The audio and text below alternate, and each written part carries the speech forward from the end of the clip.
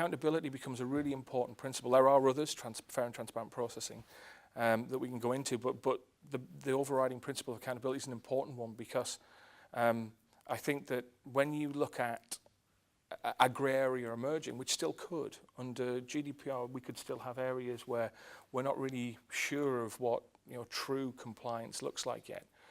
There will be questions where guidance hasn't been forthcoming. And so having this principle of accountability enshrined in law means that as long as you can evidence that you're accountable for your processing. And I think there's a real focus on, there's a real change in how this is policed now. So it's no longer the case that you register with the ICO and you perhaps download a stock sort of data protection policy. It's now outcomes focused. So there's a real scope from the ICO's point of view to be able to say, actually, if there has been a breach of the GDPR somewhere, one of their first steps might be, let's have a look at your data protection policy.